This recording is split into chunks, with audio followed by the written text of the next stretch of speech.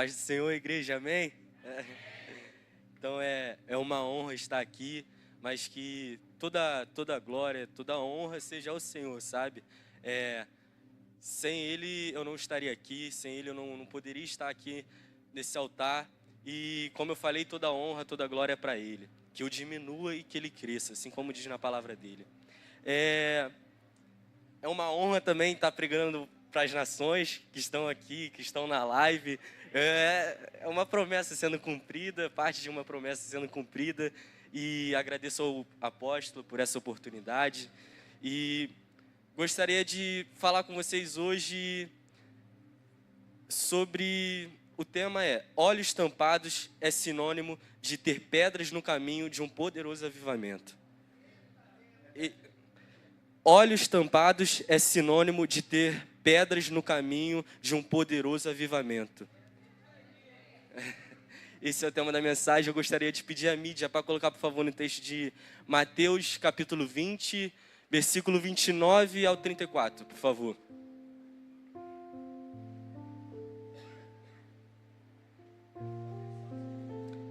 Pode pôr na NVI, por favor. Ó, é de Deus, tá vendo? Vou pedir ajuda para vocês. Eu vou ler os ímpares e vocês leem os pares, por favor. E, dando início, quando Jesus e os seus discípulos saíram de Jericó, uma grande multidão o seguiu.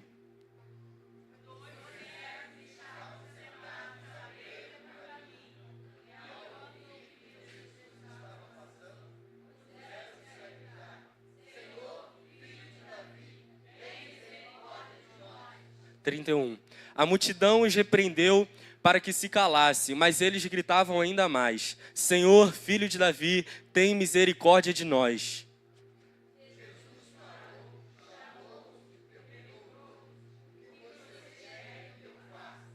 Por favor, vamos ler todos juntos esse versículo no já. 1, 2, 3 e já. Eles responderam: Senhor, queremos que os nossos olhos se abram. Jesus teve compaixão deles e tocou-lhes nos olhos. Imediatamente eles recuperaram a visão e o seguiram.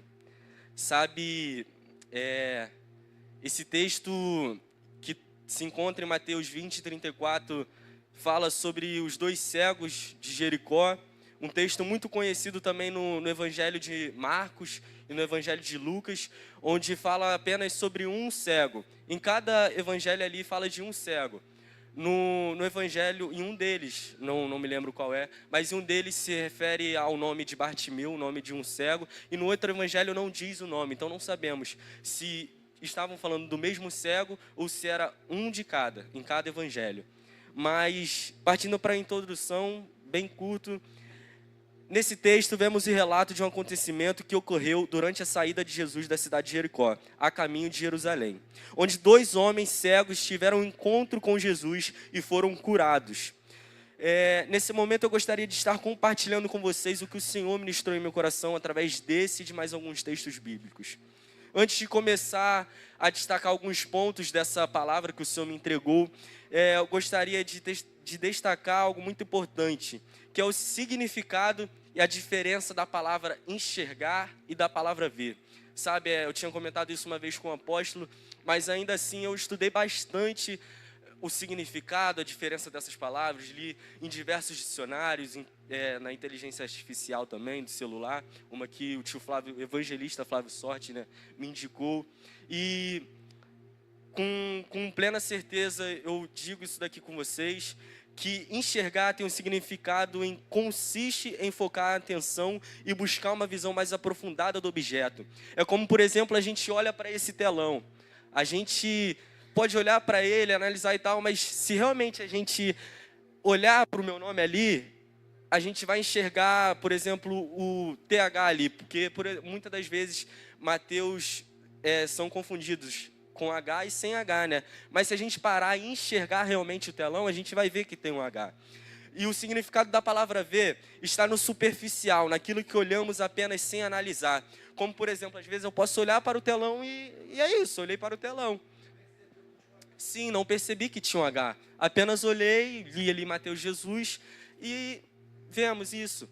E a diferença entre ver e enxergar está no fato de que ver é captar imagens com os olhos, enquanto enxergar é focar a atenção e buscar uma visão mais aprofundada do objeto. E agora partindo para o primeiro ponto, o primeiro ponto é o encontro com o Senhor. Nesse texto de Mateus 20, 29 ao 34, vemos dois grupos de pessoas. Grupo entre aspas, né? Porque vemos que parte desse grupo é uma dupla, que são os dois cegos de Jericó, enquanto o outro grupo é a multidão, aqueles que seguiam a Cristo. O que eu quero dizer com isso é que enquanto a multidão, sabe, com essa introdução, com essa explicação do ver e do enxergar, eu quero dizer que enquanto a multidão olhava para Jesus com a sua visão física e não o enxergavam verdadeiramente, os homens cegos verdadeiramente enxergavam Jesus, mesmo sem a sua visão física.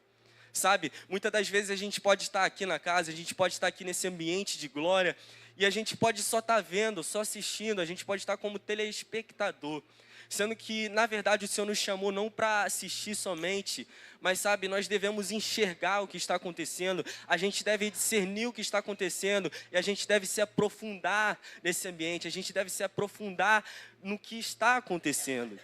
E em relação à multidão olhar para Jesus e não o enxergar e sim ver Ele, isso é confirmado quando passamos a entender que mesmo os homens sendo cegos, eles reconheceram Jesus de Nazaré como filho de Davi, enquanto parte da multidão somente reconhecia os seus milagres e as suas obras, mas tinha um leve receio de reconhecê-lo como Cristo, o filho de Davi. O que eu quero dizer com isso é que parte da multidão que seguia Jesus ainda tinha dúvidas, ainda, sabe, pensava, será que realmente ele é o Cristo? E mais para frente veremos aqui um relato de dois discípulos de Jesus que, após passarem por uma frustração, eles chegaram a essa dúvida e eles comentaram, Jesus um profeta. Sabe, eles não se referiam como Cristo, eles referiam-se a Jesus como um profeta. E até hoje os judeus têm essa visão, infelizmente. Como por exemplo, na quinta-feira agora, nessa conferência o apóstolo falou, logo na quinta-feira, que o Senhor tinha falado a ele que algumas pessoas estavam aqui apenas pelo mover. E, sabe, o mover não é avivamento, porque o avivamento não passa, e o mover passa. O mover é algo passageiro.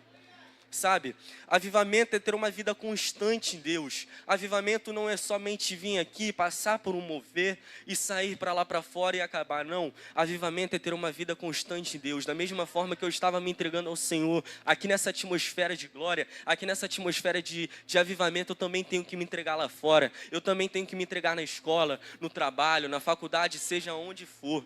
Isso é avivamento. Avivamento é ter uma vida constante com Deus. Da mesma forma, a multidão estavam ali pelo mover de Jesus e não pelo relacionamento com Ele. Sabe, a multidão estava ali para ver os seus milagres. Muitos deles, parte deles estavam ali por curiosidade. Sabe, muitos deles se questionavam se realmente era o Cristo. E por isso iam ali e viam, não, se Ele fizer isso, eu posso acreditar que Ele é o Cristo. Não, se Ele não fizer isso, então, Ele não é o Cristo. Então, esses dois cegos, mesmo com os olhos tampados, mesmo sem ver, eles entenderam que quem estava passando na frente deles naquele momento era o Cristo, era o filho de Davi. E, de fato, podemos dizer que seguimos Jesus de Nazaré, mas será que já tivemos um encontro verdadeiro com Ele? Ter um encontro com alguém só acontece se quisermos conhecer essa pessoa. O que eu quero dizer com isso não é falando que a gente não teve um encontro com Deus, não, porque a gente sabe que o nosso ministério vive cultos de encontro com Deus. Nós daqui sabemos que nós temos encontros com Deus, até mesmo numa quinta-feira de avivamento, até mesmo na oração do amanhecer. Então, o que eu quero dizer com isso é mais no seu particular, sabe? Mais no seu individual. Será que você já teve o seu encontro com Deus? Será que, porque, por exemplo, vemos aqui que para eu ter um encontro com o apóstolo, eu tenho que querer conhecer ele. Sabe, se eu quiser realmente ter um encontro com alguém, eu tenho que querer conhecer essa pessoa. Eu não vou simplesmente ao encontro só por estar lá, só por isso não. Há um interesse nisso, nós devemos ter esse interesse com o Senhor. Nós devemos ter um interesse em se relacionar com o Senhor. Sabe, Talvez você não tenha tido um encontro com o Senhor porque você não tem se relacionado com Ele. Naquele momento, aqueles 2 cegos clamavam pelo filho de Davi e buscavam se relacionar com Ele, ainda que fosse se relacionar apenas trocando algumas palavras. Não buscar se relacionar com o Senhor é sinônimo de ter uma visão superficial dele. E uma visão superficial atrai resultado superficial. E um resultado superficial nos traz frustrações. Nos traz, muitas das vezes, algo que a gente não quer, sabe? Um machucado, uma ferida. E é uma ferida que não é do Senhor. Até porque uma visão errada do Senhor não é de Deus. O Senhor jamais vai querer que a gente pense algo que Ele não é. O Senhor jamais vai querer que a gente pense dele algo que Ele nunca será, sabe?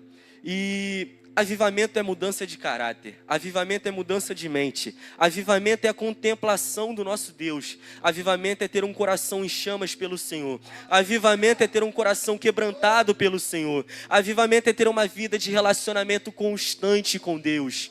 Isso é um avivamento. Avivamento não é entrar aqui, passar pelo mover, participar do mover, falar em línguas, interpretar, fazer isso e aquilo, não. Avivamento, como eu falei, é mudança de caráter. Avivamento é metanoia, é ter uma mudança em nossas mentes. Isso é um avivamento, sabe? E somente após um encontro com Jesus, os cegos tiveram seus olhos abertos. Vemos isso no versículo 34. Jesus teve compaixão deles e tocou nos olhos deles. Imediatamente eles recuperaram a visão e o seguiram. Segundo ponto tem o nome de A Caminho do Inesperado.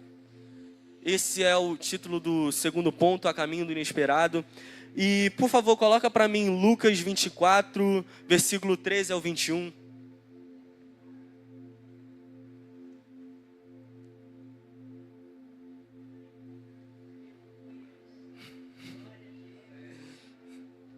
Aí, glória a Deus, obrigado, mídia. Vou ler e peço que vocês prestem atenção nesse texto. Naquele mesmo dia, 2 deles estavam indo para um povoado chamado Emaús, a 60 estádios de Jerusalém. No caminho, conversavam a respeito de tudo o que havia acontecido. Enquanto conversavam e discutiam, o próprio Jesus se aproximou e começou a caminhar com eles. Mas os olhos deles foram impedidos de reconhecê-lo. Ele lhes perguntou: sobre o que vocês estão discutindo enquanto caminham? Eles pararam com o rosto entristecido.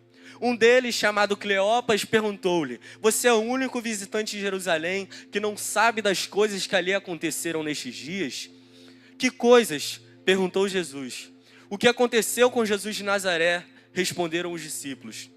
Ele era um profeta, poderoso em palavras e em obras diante de Deus e de todo o povo. Os chefes dos sacerdotes e as nossas autoridades o entregaram para ser condenado à morte e o crucificaram. Contudo, esperávamos que era ele quem traria a redenção a Israel. Hoje já é o 3º dia desde que tudo isso aconteceu. Algumas das mulheres entre nós nos deram um susto hoje. Foram de manhã bem cedo ao sepulcro e não acharam o corpo dele. Elas voltaram e nos contaram ter tido uma visão de anjos. E estes disseram que ele está vivo. Até aqui tá bom. Sabe, algo que me chama muita atenção nesse texto é o fato de 2 discípulos que provavelmente caminhavam com Jesus há 3 anos não ter reconhecido ele. Mas a própria palavra de Deus diz que eles foram impedidos de ver. Sabe, nesse texto vemos o relato de um acontecimento que ocorreu após a ressurreição de Jesus. Esse acontecimento, meus irmãos, não aconteceu somente após a crucificação, mas esse acontecimento aconteceu após a ressurreição de Jesus. Prestem bem atenção nisso. Esse acontecimento não aconteceu após a crucificação. Aconteceu também após a ressurreição de Jesus. Ainda no 3º dia, os 2 discípulos de Jesus estavam no caminho de Emaús, prestes a fugir da realidade. Naquele momento eles procuravam por respostas. Estavam frustrados, pois não sabiam que Jesus já estava ressuscitado.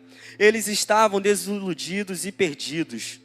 Os discípulos, eles se encontraram perdidos, desiludidos, frustrados. Tudo isso porque pensavam, segundo eles, que Jesus estava morto, que Jesus não era um Cristo. Como nós lemos no texto, eles se referiram para aquele peregrino, se referindo a Jesus, que em outras versões diz isso, como um profeta, e não como Cristo, não como Filho de Deus. Assim como Jesus tantas das vezes se revelou aos seus discípulos, dizendo: eu sou o Filho de Deus, eu sou o Cristo, eu sou o Messias. E, sabe, eu sei que muitos devem estar se questionando como Jesus não foi reconhecido por seus discípulos. Inclusive eu tive esse questionamento. Mas o questionamento que eu quero fazer a você é: quantas vezes, assim como esses discípulos, nós não reconhecemos quem Jesus é? Quantas das vezes esquecemos que Cristo está entre nós, mesmo que seja um esquecimento momentâneo? Sabe, a gente olha para esse texto e a gente fala: pô, como que esses dois discípulos não reconheceram Jesus? Os caras devem ter caminhado com o cara 3 anos, como isso é possível? Mas a verdade é que se a gente parar para olhar esse texto, a gente se colocar no lugar desses dois discípulos, muitas das vezes a gente também faz isso. A gente acaba colocando os problemas na frente de Cristo. A gente acaba estar ali como os dois discípulos, caminhando com Jesus aqui, mas não olhando para Ele como os discípulos deveriam fazer, mas a gente olha para os problemas, a gente olha para a saída de Jerusalém. Porque a gente vê que nesse texto, esses dois discípulos, eles estavam saindo de Jerusalém, eles estavam buscando um refúgio longe de tudo aquilo que os decepcionou. E quantas das vezes a gente faz isso, sabe? Quantas das vezes a gente esquece que Cristo já está vivo? Quantas das vezes a gente esquece que Cristo já ressuscitou e está entre nós? Ele está aqui nessa tarde, Ele está aqui nesse momento, Ele está aqui nessa conferência, Ele está ao nosso lado. E sabe, algo que o Senhor coloca em meu coração é que a gente não vem olhar para os problemas que nos distanciam de Deus, que nos distanciam de Jerusalém, mas que a gente vem olhar para Cristo, que a gente vem olhar para o nosso Deus, um Deus vivo, um Deus que já foi ressuscitado dentre os mortos. Sabe, glorificado seja o nome do Senhor por isso. E algo que eu gostaria de falar é que mesmo Ele estando ao nosso lado, nos sustentando, no nosso levantar e no nosso deitar, que já é muito mais do que a gente merece, quantas das vezes a gente se questiona porque estamos passando por tal coisa, por tal problema, tal frustração, e ao invés de olharmos para a solução que é Cristo, olhamos para o problema. Assim como esses dois discípulos, eles estavam olhando para a morte de Cristo, estavam olhando para aquele problema, enquanto Cristo, a vida, a solução estava caminhando ao seu lado. O que eu quero dizer com isso é que Cristo é a solução, Ele caminha ao nosso lado. E mesmo a gente sabendo disso, mesmo a gente ouvindo isso, a gente prefere olhar para o problema. A gente prefere olhar para o problema do que olhar para a solução.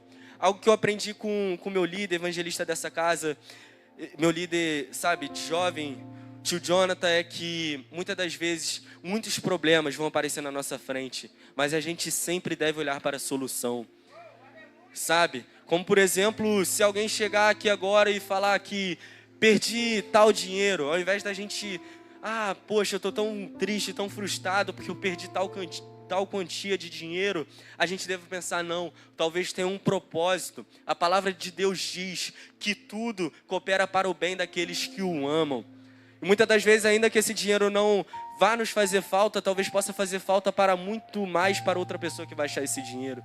O que eu quero dizer com esse exemplo é que nós devemos olhar para a solução. Mesmo perdidos, mesmo fugindo de Jerusalém, a gente deve voltar e falar: não, há uma solução. Sabe, Deus, nós vemos isso no exemplo de Deus. Deus criou o homem, criou Adão. Adão foi lá e pecou. Ele foi lá e falou: não, eu preciso fazer um plano. Eu tenho que ter algum plano, um plano perfeito para eu me reconciliar com Ele. Preciso ter um plano perfeito para me reconciliar com os meus filhos. O Senhor naquele momento não olhou para a desobediência de Adão. Naquele momento o Senhor, Ele olhou para uma solução. E a solução é Cristo, assim como eu acabei de falar. A solução foi, a solução é e a solução sempre será Cristo. O nosso Redentor, o nosso Salvador, o nosso Senhor. Sabe, a nossa água, a água que jorra dentro de nós. Jesus, Ele é o nosso amado, Ele é o nosso amigo. Ele é aquele que a todo momento está ao nosso lado. E a gente, muitas das vezes, o trai com o pecado. Mas a verdade é que a gente se preocupa tanto com isso que a gente, sem perceber também, traz Jesus com os problemas. E, sabe, quantas das vezes a gente caminha para longe de Jerusalém e o Senhor vai lá e caminha conosco até Emaús, no lugar onde Ele abre os nossos olhos e nos faz voltar para Jerusalém. O lugar de onde nunca deveríamos ter saído. Sabe, quantas das vezes a gente está indo para lá, a gente está pensando em desistir, a gente está pensando em, sabe, ali parar com tudo, estamos caminhando para longe de Jerusalém, estamos caminhando para longe do Senhor. Então o Senhor sai de Jerusalém, caminha conosco até Emaús, o lugar onde Ele vai abrir os nossos olhos, o lugar onde Ele vai repartir o pão conosco, o lugar onde Ele vai se assentar à mesa conosco e vai fazer com que a gente volte para Jerusalém. Logo mais à frente nesse texto, a gente vê que os 2 discípulos, após comer do pão que o Senhor repartiu com eles, eles voltaram correndo para Jerusalém. E é isso que a gente deve fazer. Quando a gente parar, pensar e ver que a gente está fugindo de Jerusalém, a gente deve voltar. Sabe, a gente muitas das vezes espera chegar até Emaús para voltar. Mas, meus irmãos, até quando? Até quando a gente vai precisar chegar até Emaús para ver que o Senhor é o nosso único sustento? Para ver que o Senhor é o único que está conosco? Para ver que o Senhor é a única solução? Até quando? Sabe, avivamento é isso, é ter uma mudança de mente, é passar a entender que não devemos mais caminhar para Emaús, mas que devemos permanecer em Jerusalém. Isso é um avivamento. O avivamento é uma metanoia, uma mudança de mente. Em João 14,6 diz o seguinte: Jesus disse: eu sou o caminho, a verdade e a vida. Ninguém pode vir ao Pai senão por mim. Olha a solução aí, olha o plano perfeito. O Senhor se revela como a solução para os perdidos. Eu posso estar caminhando para cá, mas somente Ele é o caminho. Eu posso estar em mentira, mas somente Ele é a verdade. Sabe, eu posso estar morto, mas somente Ele é a vida. Avivamento é isso, é trazer vida ao que estava morto, e vida é Cristo. Avivamento é trazer Cristo para nós, pois sem Cristo nós estamos mortos pela lei do pecado. E isso não sou eu que diz, mas é a palavra de Deus. Então, isso é um avivamento, é ter vida na morte, é ter vida em corpos como nós, sabe? Os discípulos estavam perdidos do caminho, mesmo o caminho estando com eles. Devemos sempre seguir o caminho que é Cristo, independente das frustrações, das guerras, das lutas, dos medos e das circunstâncias, das inseguranças ou até mesmo do desânimo. Jesus Cristo é o único caminho. Sabe, do versículo 25 ao 27, vemos que novamente o Senhor fala com os seus discípulos que Cristo deveria ter que sofrer tudo aquilo. E Ele disse isso mesmo depois de já ter sofrido. Isso nos mostra que os olhos dos seus discípulos já estavam tampados desde o momento em que eles se recusavam a entender, a compreender que Jesus Cristo precisaria passar por tudo aquilo. Sabe, os discípulos eles tinham uma visão de que Cristo viria como, por exemplo, como Ele vai vir em Apocalipse. Sabe, eles tinham uma visão de que Cristo era o Barrabás daquela época. Porque Barrabás era um líder, um revolucionário, que era um assassino dos romanos. Ele lutava contra o Império Romano para a liberdade dos judeus. E essa era a visão que os judeus tinham de Cristo. Sendo que, na verdade, Cristo veio como Cordeiro de Deus para tirar todo o pecado do mundo. Sabe, Cristo veio como Rei Servo. Ele veio para ser sacrificado em nosso lugar, para morrer uma morte que nós deveríamos morrer. Assim como Jesus de Nazaré se manifestou a todos nós. Sabe, assim como Ele tem se manifestado a nós pela sua graça, a partir do momento que a gente peca, que a gente pede perdão, que a gente se arrepende verdadeiramente, que Ele vem e nos perdoa, que Ele vem e deposita a sua graça em nós. Foi dessa forma que Ele veio lá.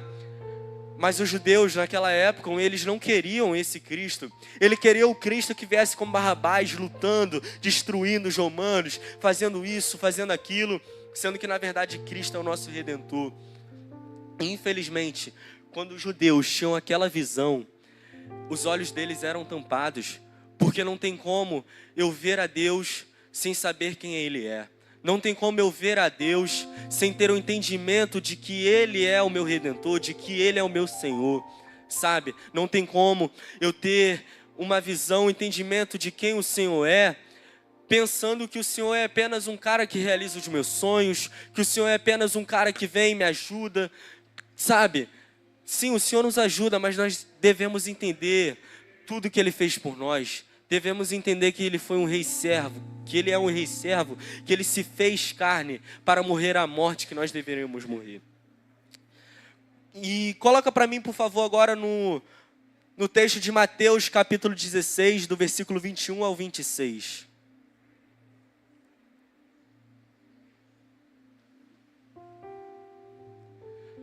A partir daquele momento, Jesus começou a explicar aos seus discípulos que ele tinha que ir para Jerusalém e sofrer muitas coisas nas mãos dos anciões, dos chefes, dos sacerdotes e dos mestres da lei, bem como ser morto e ressuscitado no terceiro dia. Então Pedro, chamando-o à parte, começou a repreendê-lo, dizendo: nunca, Senhor, isso nunca acontecerá contigo.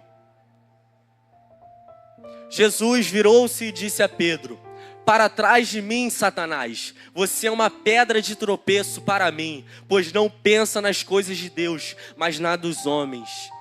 Então Jesus disse aos seus discípulos: se alguém quiser vir após mim, negue-se a si mesmo, tome a sua cruz e siga-me.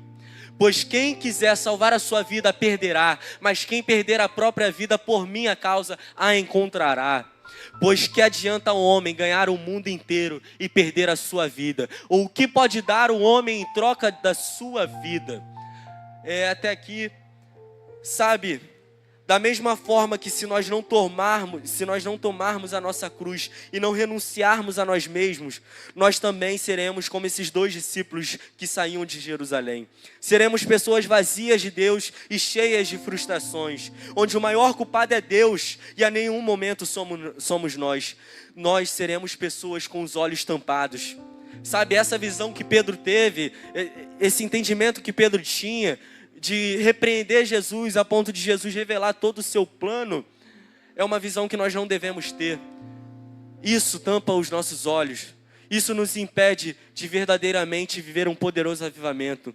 Sabe, a gente pode até, mesmo com essa certa visão do Senhor, estar aqui no mover, orando em línguas, no fogo, no poder, mas ao chegarmos em casa, os nossos corações estarão cheios de frustrações. Os nossos corações estariam vazios de Deus. E um coração vazio de Deus é um coração vazio de tudo. É um coração que não tem nada, sabe? E agora, terceiro e último ponto antes da conclusão: a marca de um encontro com Deus.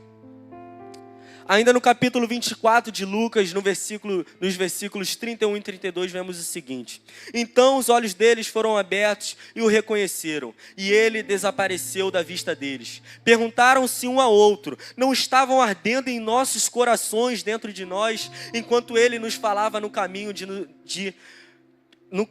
e nos expunha as Escrituras?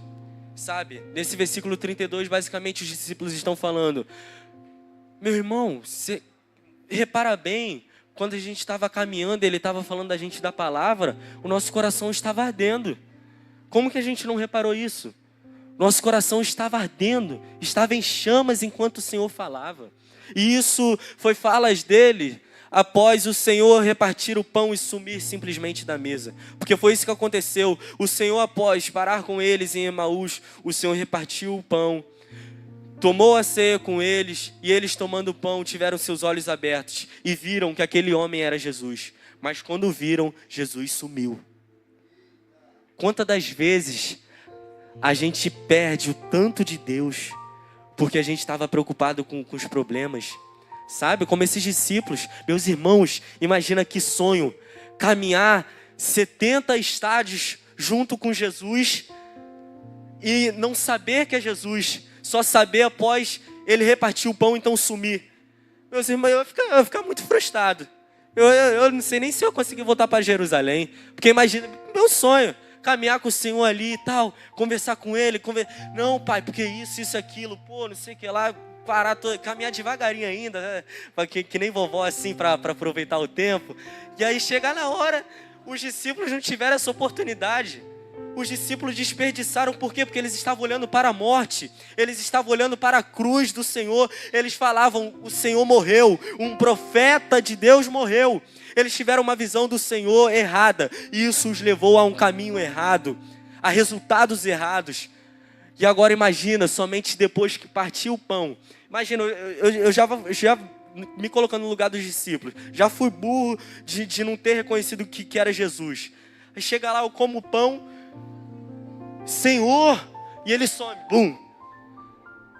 Irmãos, olha como que é isso, sabe? Eu estou falando isso, mas muitas das vezes isso acontece comigo, muitas das vezes isso acontece com nós, sabe? A gente ali caminhando com Jesus, a gente aqui firme na presença, a gente perde tanto, porque a gente está preocupado com medo de o Senhor não prover, com medo de o Senhor não enviar provisão, sabe? Quantas das vezes isso acontece? Então eu quero nessa tarde falar para vocês, não deixe com que os problemas, não deixe com que a falta de algo os afaste da presença de Deus. Sabe, algo que me chama muita atenção é que Cristo, após sumir, os discípulos, algo que eu não faria, e eu admiro essa atitude dos discípulos, algo que eles fizeram, eles correram para Jerusalém, eles correram para avisar que Jesus estava vivo. Eu só consigo imaginar 2 homens correndo a uma distância de 70 estádios, de Emaús até Jerusalém, gritando, ei, Jesus está vivo, Jesus ressuscitou, Cristo está entre nós, o Messias já desceu, o nosso Redentor está na terra. Eu só consigo imaginar eles chegando até a mesa com os discípulos e dizendo, ei, eu vi Jesus, ainda que foi por um instante, ainda que ele sumiu no momento em que eu vi ele, eu vi Jesus, e eu me alegro por isso, eu me alegro porque em apenas alguns segundos eu vi Jesus. Sabe, e esse deve ser o nosso maior objetivo, ver Jesus. Em Hebreus, capítulo 12, versículo 14, diz que sem santidade ninguém verá o Senhor. E essa é a realidade. Se a gente quer realmente ver ao Senhor, a gente precisa carregar a nossa cruz. A gente precisa andar em santidade, assim como foi falado nesse texto que acabamos de ler. A gente deve tomar a nossa cruz, seguir a Jesus e ir após Ele. É necessário ter uma vida de santidade para viver um poderoso avivamento. É necessário ter uma vida de santidade para vermos verdadeiramente o Senhor, sabe? E, de fato, esses 2 versículos falam muito. Como, por exemplo, vemos nesse texto que esses 2 discípulos estavam vendo Jesus por todo o caminho que fizeram, mas eles não estavam enxergando Jesus.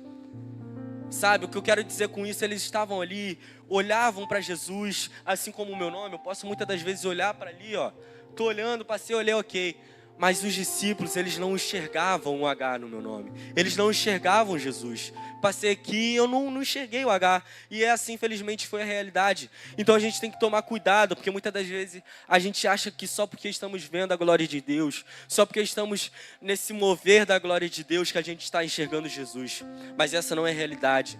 A gente só pode enxergar a Jesus vivendo uma vida de santidade, vivendo uma vida totalmente entregue a Cristo, com uma confiança totalmente entregue a Cristo.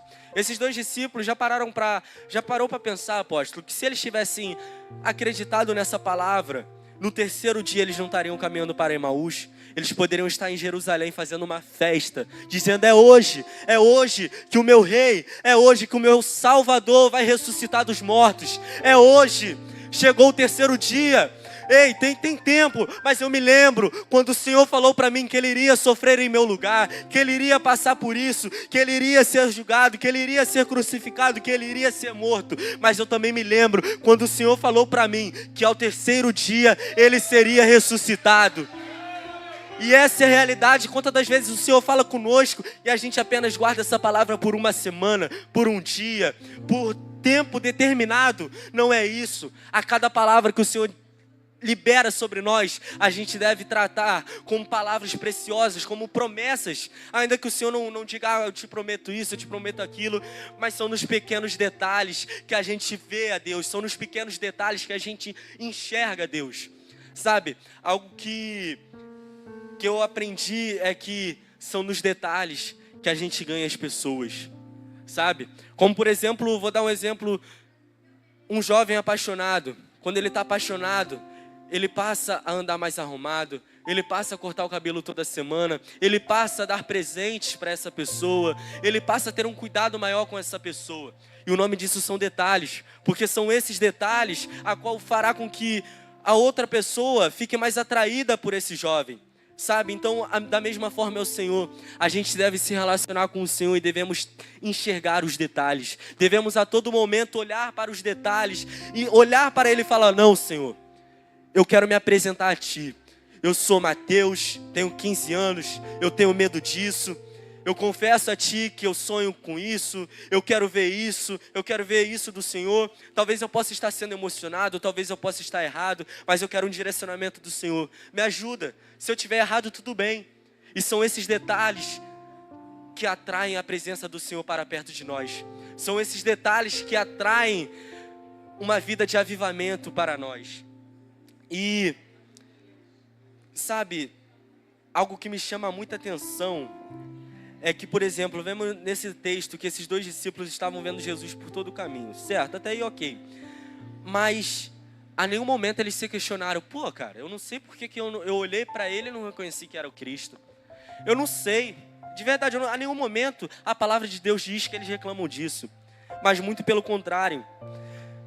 Eu não sei o porquê eles não reconheceram Jesus naquele momento, mas eu sei que mesmo sem reconhecer Jesus, durante o caminho todo, o único questionamento que eles fizeram um para o outro foi: não parecia que o nosso coração queimava dentro do peito quando Ele nos falava na estrada e nos explicava as Escrituras Sagradas? Quantas das vezes acontece isso? A gente tá ali e tal, e acontece isso e aquilo, e a gente nem tá percebendo, como por exemplo esses 2 discípulos. Eles estavam olhando tanto para o problema, apóstolo, que mesmo o Senhor falando com eles, mesmo o coração deles estando em chamas, eles não perceberam. Mas algo que eu quero falar, o Senhor não deixou de fazer. O coração deles não deixou de queimar. E essa é uma atenção que a gente deve ter. A gente deve parar muitas das vezes, discernir o ambiente, olhar para nós e falar: Senhor, o meu coração está em chamas. Não deixe com que eu deixe isso passar despercebido. Porque isso que aconteceu, os discípulos só perceberam que o coração deles estava em chamas após o Senhor sumir. Irmãos, imagina isso. Eu caminhando aqui com Jesus, o coração começa a queimar. Eu não sei o que eu ia fazer. Ou eu ia cair prostrado ali no pé dele, ou eu ia dar um abraço nele e não ia soltar. Não sei, mas quando a gente tem um coração em chamas pelo Senhor, muitas das vezes a gente acaba também, sabe, se entregando à emoção. Não, quando eu entrei para a igreja eu achava: não, emoção é algo ruim, é algo que não devemos ter. Só que a emoção na verdade é algo que devemos ter cuidado em ter. Porque além de ser algo bom, também muitas das vezes pode nos atrapalhar. Pode ser como pedras em nosso caminho, sabe? Às vezes a gente pode acabar sendo emocionado e aí o apóstolo está dando ali uma palavra, um comando: ah, não façam isso. Mas aí pela emoção do fogo que está no meu coração, eu vou lá, corro e faço. Por quê? Porque eu não prestei atenção no que ele falou. Então, ser emocionado tem seus lados bons e seus lados ruins, assim como nós. E eu costumo dizer que o meu lado bom é Cristo, o meu lado ruim sou eu. Sabe? E essa é a verdade. Como eu falei aqui, toda a honra para Ele. Como eu falei aqui no começo, que eu diminua e que Ele cresça. Porque se houvesse sequer uma gota de mim, se houvesse sequer eu aqui e o Senhor em pé, eu posso atrapalhar Ele. Eu posso: não, peraí, Senhor, não. Eu tenho que sumir, eu tenho que virar e deixar com que Ele faça. Eu tenho que fazer como o apóstolo faz aqui na nossa casa, como o nosso pastor, homem de Deus, faz. Quando ele entende que o Espírito Santo está agindo, ele sai. Ele sai e deixa o Espírito Santo agir. E da mesma forma devemos ser nós no dia a dia. A gente tem que a todo momento fechar os olhos e falar: Senhor, nesse momento, no meu corpo, eu diminuo, eu me encolho até eu sumir, para que o Senhor venha aparecer. Sabe, isso é um avivamento. Avivamento não é, sabe, o avivamento não é ser reconhecido por exemplo, Mateus como um avivalista, que foi lá, fez isso, fez aquilo. Não, avivamento deve ser reconhecido. O Senhor desceu naquele local e Ele operou. O Senhor usou os seus. Por quê? Porque os seus deram lugar. Os seus se permitiram. Os seus deram liberdade. E é isso que a gente deve fazer, sabe? Vemos que por todo o caminho, enquanto Jesus falava, o coração dos seus 2 discípulos queimavam por ele. E eles só perceberam após Jesus sumir da mesa. O que eu quero dizer com isso aqui, o que nos mostra quem o Senhor é, não é a sua aparência e muito menos os seus feitos. O que nos mostra quem Jesus é a intimidade que temos com Ele. É o fogo que arde em nossos corações ao nos relacionarmos com Ele. O que nos mostra quem Jesus é o fogo que arde em nossos corações ao caminharmos com Ele. Sabe, naquele momento, os discípulos não reconheceram Jesus, porque Jesus, após o partir do pão, porque Jesus voltou a ter aparência como Ele tinha antes. Eles não voltaram ali eles não enxergaram Jesus, porque eles, sabe, por causa do feito, por causa de algum feito de Jesus. Jesus não curou naquela mesa. Jesus não fez um coxo levantar naquela mesa. Jesus apenas abriu os olhos de seus discípulos ao partir do pão. Então que venhamos ser assim, que ao partir do pão, que os nossos olhos venham ser abertos, sabe? E algo que me assusta de verdade é que esses discípulos, eles tinham um coração em chamas pelo Senhor e não o reconheceram. O que eu quero dizer com isso é que o apóstolo, quando subiu aqui, falou que há jovens nessa casa, como o Mateus Cabral, como a Yasmin Cabral, que tem um coração incendiado. Sabe, como eu, que tenho um coração incendiado, mas a verdade é que isso não é o suficiente. Eu não posso me deixar levar por simplesmente uma chama. Porque se eu me entregar a essa chama que arde no meu coração, logo ela se apagará. Eu tenho que entender que isso é uma consequência de se relacionar com o Senhor. Isso é uma consequência de uma intervenção divina. Sabe por quê? Porque Deus descer para falar com a sua criatura, uma criatura que fere o seu coração, uma criatura que o machuca, uma criatura que o trai, uma criatura que o decepciona, é uma intervenção divina. Podemos dizer assim, um milagre, sabe? E ainda assim, Ele descer e eu não me relacionar com Ele e não ter nada em meu corpo, não há como eu me relacionar com esse Deus que criou os céus e a terra, e não ter uma consequência em meu corpo, não ter um coração em chamas, não ter muitas das vezes um corpo trêmulo, não ter muitas das vezes uma queda. Sabe, o Senhor é Deus, nós somos apenas as criaturas. Ele é o Criador, nós somos apenas as criaturas. E filhos agora. Sim, através de Cristo, através da ressurreição de Cristo, a gente se tornou filhos de Deus, sabe? E algo que eu aprendi com Samuel, eu nem era da igreja, sabe, apóstolo? E aí na escola, a gente estava fazendo a prova, e aí o Samuel chegou e falou assim: professor, posso dar uma palavra? O professor falou, pode. E aí ele falou, né, que era algo evangélico, algo de Deus. E aí ele virou e falou, amigos, alguns de vocês aqui dariam um filho de vocês no lugar de alguém que iria machucar e trair vocês? E naquele momento, um grande silêncio tomou aquela sala. Ninguém sabia o que responder. Sabe, foi no de repente. De repente, ele chegou e fez essa pergunta. Na hora da prova. De repente. E todo mundo assim, ficou... Na prova, botou todo mundo em prova. E aí ele chegou e todo mundo ficou assim, calado. E eu falei, não vou responder. Aí eu, sem saber o que falar, eu levantei o braço e falei, eu quero responder. Aí eu falei, pergunta de novo aí. Dá aquele tempinho para pensar que ele na célula, né? Aí ele chegou, ele falou assim, você daria o seu filho em troca de toda a humanidade? Sabendo que ainda assim teriam pessoas na boca, que ainda assim teriam pessoas magoando a você, magoando o seu filho. Eu falei, pô, cara, eu não sei. Eu não sou pai. Eu não consigo, no momento, imaginar o quão forte é o amor de um pai. E ele falou, tá, mas tudo bem, se você fosse pai, você daria o seu filho? Eu falei, cara, eu não sei. Mas eu tenho certeza que, segundo a minha carne, não. Sabe, não é algo que eu faria. Mas a verdade é que apenas se ele perguntar pra gente, a gente muitas das vezes pode ser ousado e falar, eu daria o meu filho, eu entregaria o meu filho. Mas a verdade é que o amor de Deus é tão profundo que não se compara a um amor de uma mãe ou de um pai. O amor de Deus é tão profundo que não há profundidade, não há largura, não há altura que possa explicar. sabe? Nem se pegasse todas as águas do mundo. Segundo a ciência e tal, se eu não, pelo menos a última vez que eu olhei na escola e tal, há um bom tempo, eu vi que a gente só descobriu 5% do mar. E já é isso tudo. Imagina 100%. Agora pega esse 100% do mar e multiplica por 1000. Junta todas essas águas. Vou te falar, isso daí não se compara nem com uma gota do amor que Deus tem por nós. E a partir desse entendimento, eu tive a ideia que talvez eu não poderia entregar o meu filho para que todo aquele que nele crê não pereça, mas passasse a ter a vida eterna, assim como é hoje. E dando continuidade aqui, perdão o horário, P. Sabe, será que temos tido os nossos corações em chamas pelo Senhor? Ou será que é apenas uma chama que só se acende durante os cultos, os eventos e as conferências? Sabe, assim como uma vela que no primeiro soprar se apaga.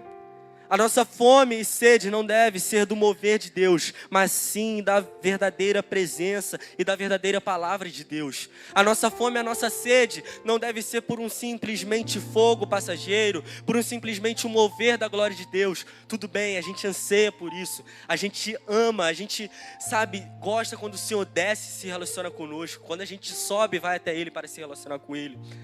Mas a gente não pode deixar com que isso aconteça apenas em cultos. A gente tem que levar esse relacionamento para o íntimo. A gente tem que firmar uma verdadeira intimidade com o Senhor no nosso íntimo. Sabe? A marca deixada pelo Pai após o encontro com Ele é o avivamento. O título dessa mensagem foi a marca de um encontro com Deus. E a marca deixada pelo Pai após o encontro com Ele é o avivamento. Pois o avivamento é mudança de mente, mudança de caráter, é ter uma vida de relacionamento e intimidade com o Pai, é ter um coração quebrantado. O Senhor ama os que têm coração quebrantado, sabe? O Senhor ama aqueles que pegam o orgulho que há no ser humano, aquele mesmo orgulho que fez Adão se esconder de Deus. O Senhor ama quando a gente pega esse orgulho, quebra esse orgulho, coloca aos pés de Jesus e fala: esmaga-me, Senhor, faça de mim o teu querer, sabe? Isso é ter um coração quebrantado. Ter um coração quebrantado é ser esmagado por Deus, mas ainda assim chorar aos seus pés, ainda assim amar a Ele, ainda assim se manter firme na rocha. Isso é ter um coração quebrantado. E o Senhor ama aqueles que têm um coração quebrantado. Avivamento é ter um fogo cerrado em nosso coração, um fogo que não se apaga com qualquer sopro. Avivamento é trazer vida ao que antes estava morto. Avivamento é luz na escuridão. Avivamento é metanoia, sabe? Então, que verdadeiramente, agora caminhando aqui para a conclusão, que a gente venha ter esse encontro com Deus. Que a gente venha ter esse encontro com Deus que nos faz sair de uma vida medíocre a uma vida de avivamento, a uma vida de verdadeiro relacionamento, de intimidade com o Pai. E conclusão é bem curta, assim como foi a introdução, e diz o seguinte: é sempre no de repente que temos as mais profundas experiências com o Senhor. Sempre no caminho mais inesperado que temos um verdadeiro encontro com Deus. E esse encontro inesperado sempre gera memórias marcantes. A palavra de Deus diz que o Senhor procura por aqueles que o adoram em espírito e em verdade.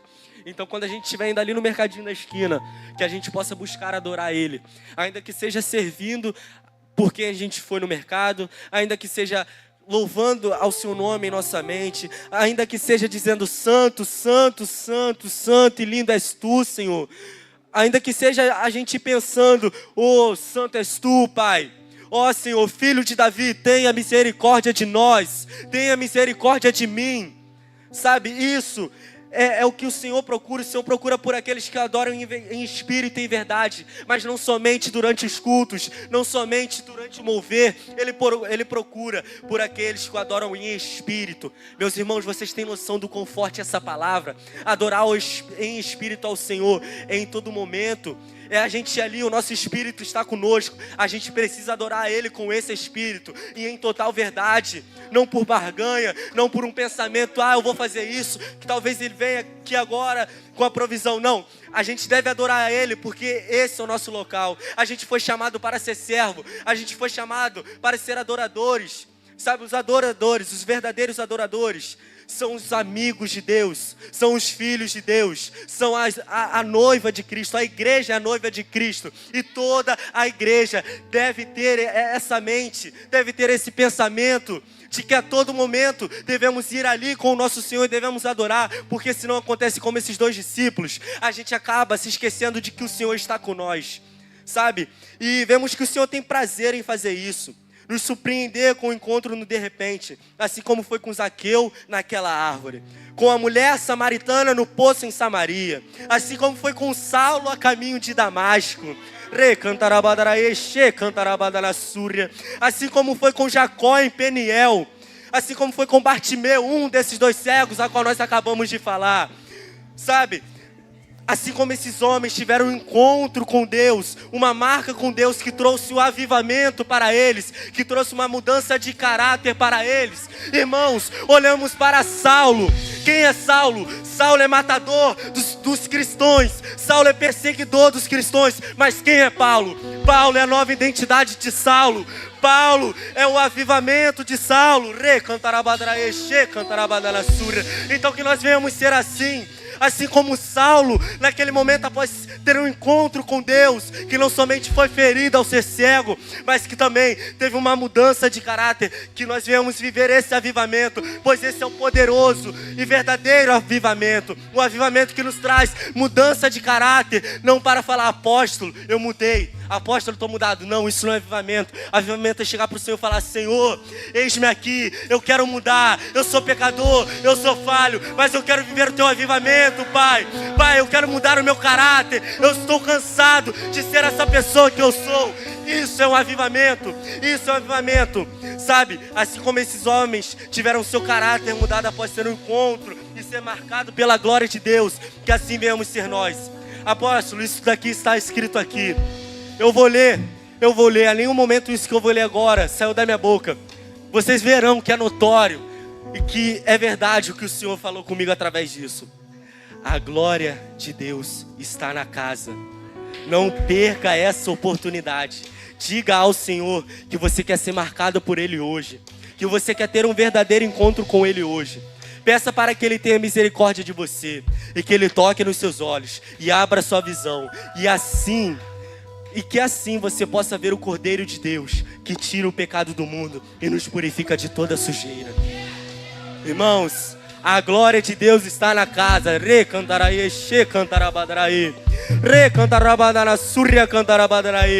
E essa mensagem eu quero deixar para o povo brasileiro. Eu quero deixar essa mensagem para a igreja brasileira.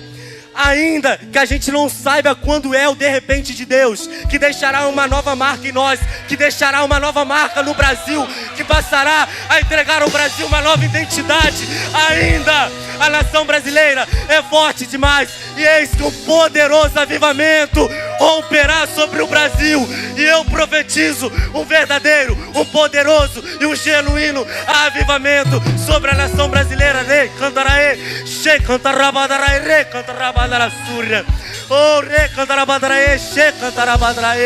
A palavra de Deus diz que o Senhor coopera para o bem daqueles que o amam. Ei, Senhor, ei, igreja, só levanta a mão nesse momento quem ama a Deus. Só levanta a mão. Ei, apóstolo, está vendo isso? É uma igreja a qual o Senhor está cooperando para o nosso bem. Nós somos uma igreja a qual o Senhor está olhando e está falando, é por isso que eu estou derramando do meu avivamento, é por isso que vocês estão vivendo o que estão vivendo, pois vocês entenderam, pois vocês vivem o verdadeiro, pois vocês me amam. E aqui, que o Espírito Santo somente venha nesse momento tocar cada um de vocês. Quero essa vida, Deus, apenas saber coisas sobre você. Sabe? Não é o mesmo que experimentar. Olhar, a gente aprendeu nesse momento, nessa palavra, a diferença entre enxergar e ver. Para quem não estava aqui, ver é superficial, enxergar é identificação. Nesse momento, eu convido vocês para fecharem os seus olhos, assim como aqueles dois cegos que com os olhos fechados enxergaram a Jesus. Só consigo imaginar dois homens ouvindo. Olha, Jesus está passando. Quê? Jesus está passando. Ei, filho de Davi, tem misericórdia de mim. Ei, filho de Davi, tem misericórdia de mim. Oh, rei cantará badaraê. E o que me assura, rei cantará ele. Rei cantará badaraê. Oh, rei cantará ele. Declare, rei cantará ele. Eu quero provar